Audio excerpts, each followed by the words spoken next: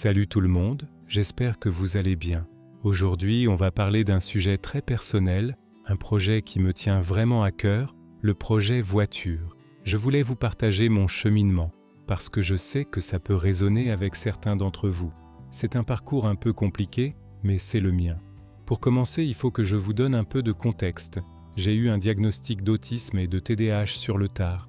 Et quand je dis sur le tard, ça veut dire que pendant des années, des décennies même, je n'ai pas vraiment vécu, j'ai surtout survécu.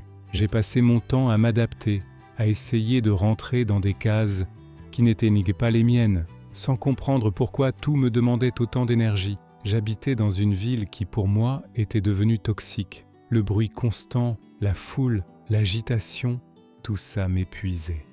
J'ai atteint un point où je me suis dit « je suis au bout du rouleau ». La fatigue mentale était immense et je sentais que je ne pouvais plus continuer comme ça. C'est ma vérité, c'est ce que j'ai ressenti et je n'ai pas besoin de me justifier là-dessus. C'était juste un constat, une réalité qui s'imposait à moi. Face à cette situation, je me suis retrouvé face à un dilemme, avec plusieurs options qui s'offraient à moi. J'ai beaucoup réfléchi et j'ai identifié 3 chemins possibles.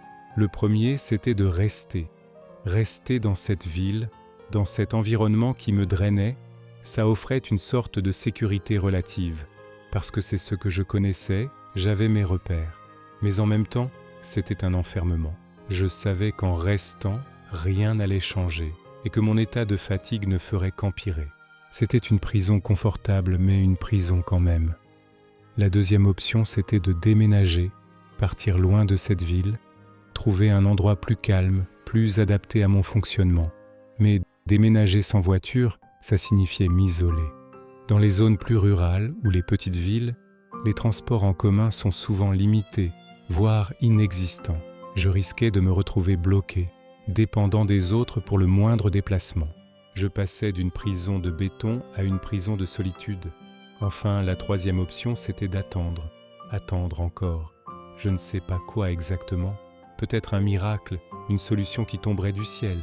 Mais attendre, ça voulait dire rester bloqué dans cet entre-deux, cet état de paralysie où rien n'avance. Et le problème avec l'entre-deux, c'est que ça peut durer des années. Et moi, je ne peux plus. Je ne veux plus passer des années à survivre en attendant que les choses s'arrangent d'elles-mêmes. Il fallait que je prenne une décision, que je devienne acteur de mon propre changement. Alors, la solution la plus logique, c'était le déménagement avec une voiture. Mais là, un autre obstacle s'est présenté, la conduite. Pour beaucoup de personnes, conduire est un stress. Pour moi, avec mon fonctionnement neuroatypique, c'est encore une autre histoire. Le problème, ce n'est pas tant le code de la route ou la mécanique de la conduite. Le vrai problème, c'est la surcharge sensorielle. Quand il y a peu de monde sur la route, ça va. Je peux me concentrer, anticiper.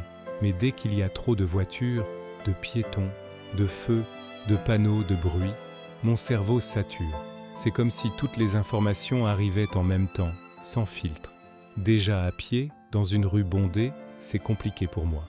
Alors en voiture, où il faut gérer sa vitesse, sa trajectoire, les autres usagers, c'est encore plus intense. Le problème, ce ne sont pas les panneaux, c'est la surcharge. Mon cerveau n'arrive plus à trier les informations pertinentes. Pour surmonter ça, j'ai mis en place une stratégie. J'ai repassé le code sur mon téléphone et ma Switch dans un environnement calme où je pouvais me concentrer. Pour la conduite, l'objectif est clair, une voiture automatique. Pas de vitesse à passer, c'est déjà une charge mentale en moins. Et pour commencer, je viserai des routes calmes, des moments de la journée où il y a peu de trafic. L'idée, c'est une progression douce, à mon rythme, sans me mettre en situation d'échec.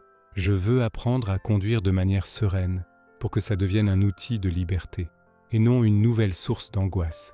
Certains pourraient me dire « mais attends, les nouvelles technologies, la réalité augmentée, les voitures autonomes », c'est un point que je veux éclaircir parce que c'est très important. Je n'attends pas la réalité augmentée ou l'intelligence artificielle pour vivre. Je ne peux pas mettre ma vie en pause en attendant une technologie qui arrivera peut-être dans 5 ou 10 ans. Mon besoin de changement, il est maintenant. Par contre, il est vrai que je vois ces technologies comme des alliés futurs. Quand elles seront là, démocratisées et accessibles, Elles m'aideront à réguler mon stress et ma charge mentale. On peut imaginer des lunettes ou des bracelets qui analysent notre état physiologique et nous proposent des exercices de respiration en temps réel pour nous calmer en cas de pic de stress. On a déjà des GPS très performants qui nous guident. On n'a pas besoin d'une voiture entièrement pilotée par une IA pour commencer. Il s'agit simplement d'aides, d'assistance qui peuvent faire une énorme différence pour les personnes en situation de handicap ou avec un fonctionnement neurologique différent. C'est un message d'espoir, mais aussi un message pragmatique. Utilisons ce qui existe aujourd'hui pour avancer et voyons les innovations futures comme des bonus qui amélioreront encore notre quotidien. Et maintenant, la partie qui me donne le plus de force, c'est la projection. Quand je ferme les yeux, je vois cette petite voiture. Ce n'est pas une voiture de luxe, non, juste une petite citadine simple et fiable. Je m'imagine à l'intérieur, les mains sur le volant. Je vois l'écran du GPS qui m'indique une route tranquille, bordée d'arbres. Et ce que je ressens à ce moment-là, c'est un immense sentiment de liberté. La liberté de ne plus dépendre de personne. La liberté de ne plus avoir à calculer si l'hôtel que je réserve est proche d'une gare ou d'un arrêt de bus. La liberté de pouvoir décider, sur un coup de tête, d'aller voir la mer ou de me promener en forêt. La liberté d'arriver quelque part par moi-même, grâce à mes propres moyens. C'est plus qu'un simple moyen de transport. C'est un symbole d'autonomie, de reprise de contrôle sur ma propre vie. C'est la fin d'une forme d'assignation à résidence que je subis depuis si longtemps.